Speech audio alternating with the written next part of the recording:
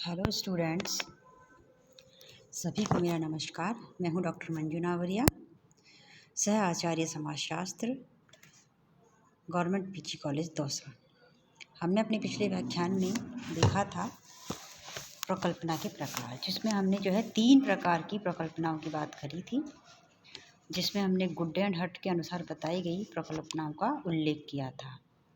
इसमें पहली प्रकल्पना हमने देखी थी अनुभवात्मक समानताओं से संबंधित प्रकल्पनाचार, व्यक्ति के अनुभवों के आधार पर निर्मित प्रकल्पनाएं। दूसरा था इसमें जटिल प्रारूपों से संबंधित प्रकल्पनाएं, और तीसरा था विश्लेषणात्मक चरों से संबंधित प्रकल्पनाएं। और आज हम देखते हैं इन 3 प्रकल्पनाओं के अतिरिक्त भी कुछ अन्य प्रकार की प्रकल्पनाएं बताई गई है, उनकी चर्चा हम करते हैं। जिसमें सबसे पहली प्रकल्पना आती है सकारात्मक कथनों से संबंधित प्रकल्पना। सकारात्मक कथन मतलब हर समाज में कुछ न कुछ पॉजिटिव वाक्य, कथन, बातें प्रचलित रहती है। तो उन बातों के आधार पर जो प्रकल्पनाओं का निर्माण किया जाता है उन्हें सकारात्मक कथनों से संबंधित प्रकल्पनाएं कहा जाता है। सकारात्मक मतलब जैसे कि पुरुषों की अपेक्षा महिलाएं अधिक दयालु होती है, या हम कहें कि महिलाओं में अधिक दयालुपन पाया जाता है। ऐसे ही गरीबों की अपेक्षा धनवान व्यक्ति अधिक अपराध करते हैं।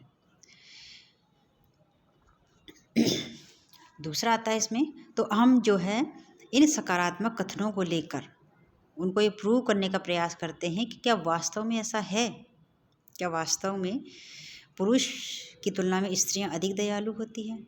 तो इस बात को लेकर हम अपना अनुसंधान कार्य कर सकते हैं।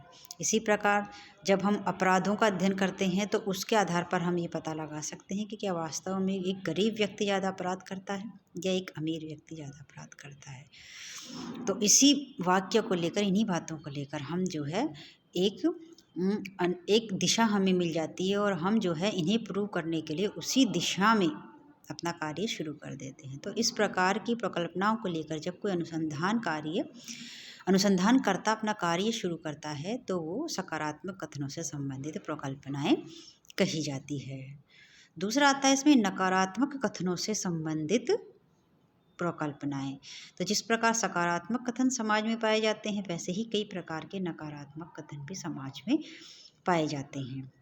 जैसे कि हमने ऊपर सकारात्मक कथनों की चर्चा की, तो इसका उल्टा इसमें हो जाता है कि पुरुषों की अपेक्षा स्त्रियां अधिक दयालु नहीं होती, या गरीबों की अपेक्षा धनवान अधिक अपराध नहीं करते। तो वो करते हैं या नहीं करते, स्त्रियों में अधिक दयालुपन पाया जाता है या नहीं पाया जाता, हम इस बात को भी लेकर प्रकल्पना का निर्माण कर सकते हैं। तो इस प्रकार की उपकल्पनाएं वो नकारात्मक कथनों से संबंधित उपकल्पनाएं कहलाती है। तीसरी उपकल्पना आती है इसमें शून्य कथनों से संबंधित उपकल्पनाएं। इस प्रकार की उपकल्पना में सकारात्मक और नकारात्मक दोनों संभावनाओं को व्यक्त किया जाता है, और उन्हें अनुसंधान क्षेत्र में परीक्षण द्वारा ही स्वीकार या अस्वीकार किया जा सकता है। कि हमने जैसे कि पुरुष और स्त्रियों की दयालुता में कोई फर्क नहीं होता, गरीब और धनवान व्यक्ति की अपराध की प्रवृत्ति से कोई लेना देना नहीं होता। तो इसमें हम दोनों सकारात्मक और नकारात्मक दोनों ही बातों को संभावना इसमें व्यक्त की जाती है कि एक अमीर आदमी भी अपराधी हो सकता है और गरीब भी अपराधी हो सकता है, एक स्त्री भी दयालु हो सकती है और पुरुष भी दयालु हो सकता है। तो इन दोनों ही कथनों को लेकर जो कल्पनाएं बनाई जाती है, जहाँ की सकारात्मक और नकारात्मक दोनों संभावनाएं व्यक्त होती हैं, वो शून्य कथनों से संबंधित उपकल्पनाएं कहलाती है।